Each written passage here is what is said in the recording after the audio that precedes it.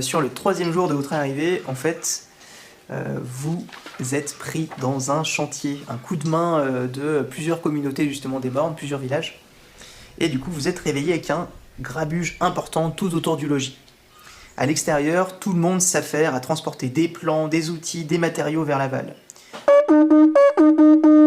Vous êtes sorti de votre torpeur matinale par Aliasico, encore une fois, qui vous indique sèchement où aller pour donner un coup de main.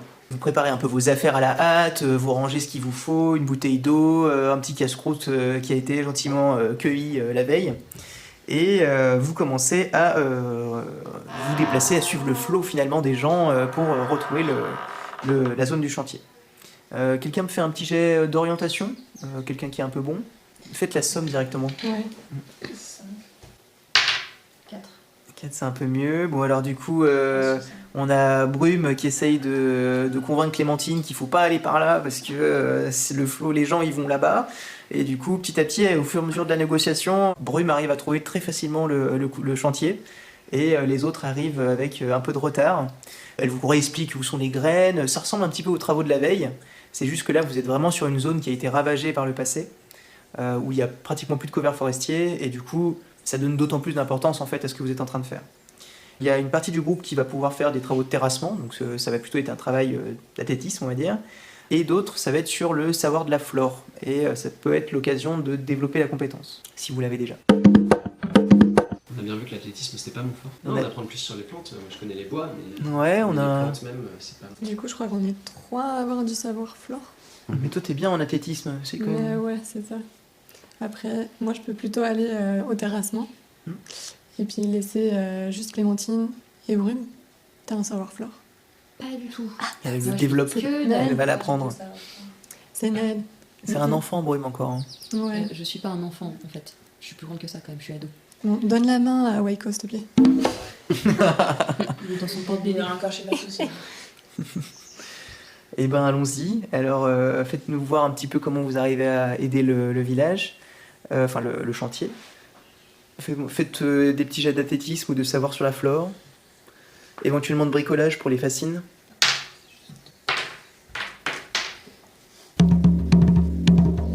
Et là, ça se passe quand même bien. Ouais, vous avez quand même pas mal participé au chantier. Vous avez réussi à planter les bonnes graines. Vous avez fait en fait ce qu'on vous a appris la veille, basiquement avec notre amie Chiara. Et du coup, tu vas m'envoyer un dé pour savoir combien tu vas avoir dans ta compétence savoir flore. Mais c'est quoi avec quelle caractéristique? C'est aucune, c'est ton apprentissage qui en cours. Ah d'accord, waouh. L'attention est à son maximum.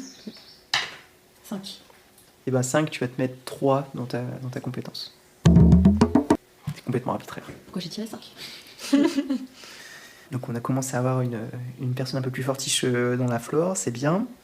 Concernant les plantes que vous avez plantées, vous avez aussi commencé à mettre des plantes qui sont excellentes pour les ripisylves.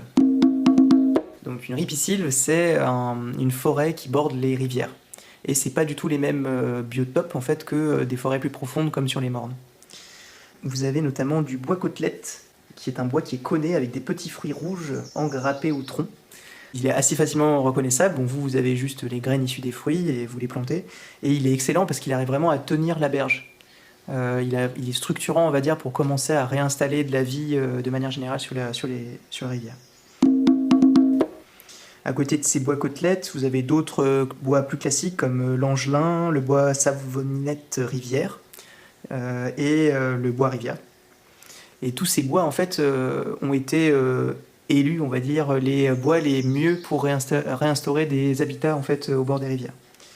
Il y a eu un guide qui a été créé en 2023, ça fait maintenant 27 ans, mais il est toujours d'actualité et par l'expérience, il s'est avéré que c'était des bonnes manières de planter.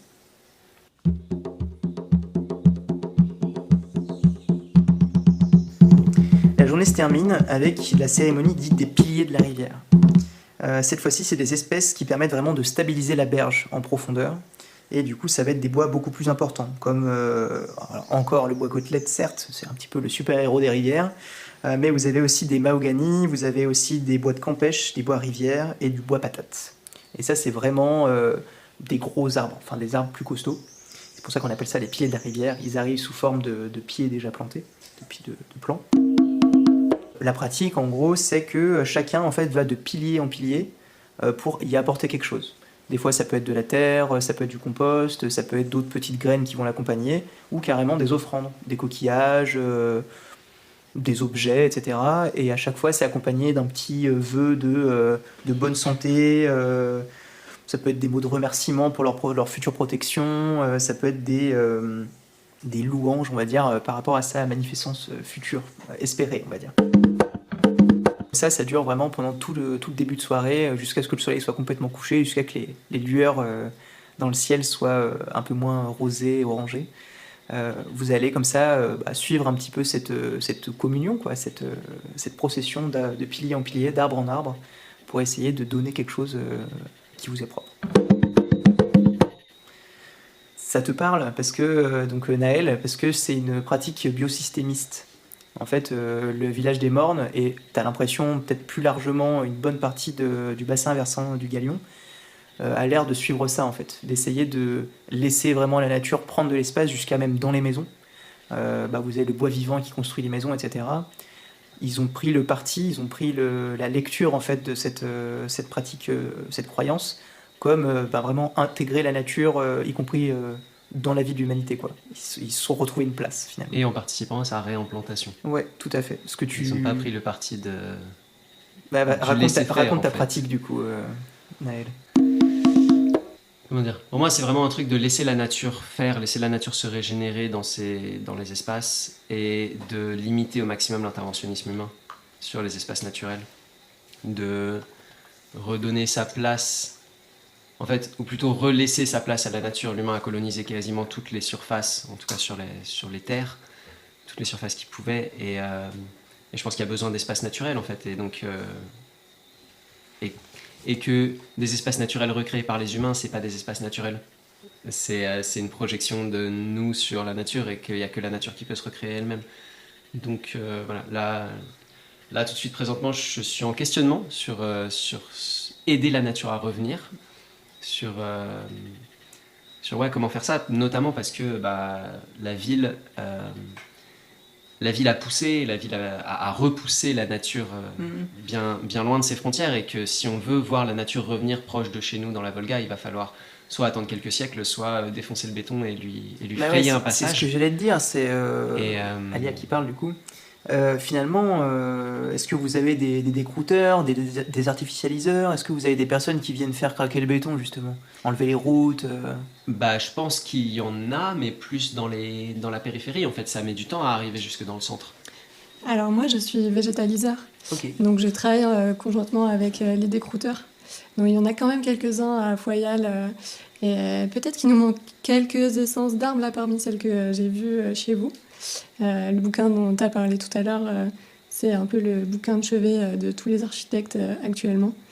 Mais du coup, chaud de prendre des essences qui nous manquent. Nous, on sera ravis de vous offrir des graines, vu le travail que vous avez fourni, il n'y a aucun souci. Ouais, merci beaucoup. Et du coup, oui, nous, on a pris vraiment le parti de réussir à enlever le béton pour permettre cette réintroduction. Voire même, du coup, on va même jusqu'à un peu travailler la forme même du sol pour réussir à amplifier encore la régénération, en fait. Après, c'est vrai qu'on plante d'une manière à ce que ça puisse au mieux créer de la diversité. Comme je vous disais tout à l'heure, on n'a pas peur des ravageurs, parce que justement, on essaye de planter à chaque fois, pas une espèce, mais bien des dizaines, en fait. Et je pense que c'est ça la force du truc. C'est pas avoir la présomption de dire à tel endroit il faut mettre que ça, c'est plutôt dans une zone pareille, il faut essayer de trouver un maximum d'espèces qui pourraient s'y plaire. Est-ce que vous travaillez la forêt après ? Est-ce que vous l'entretenez, ou est-ce que juste vous lancez les pionniers et après ça laisse rouler tout seul ? On crée, on entretient un peu des passages pour se déplacer, mais souvent ça se débrouille, ouais. Ça n'empêche pas, au contraire en fait, le fait qu'une forêt soit inaccessible, ça peut permettre justement d'avoir des stocks intéressants de nourriture.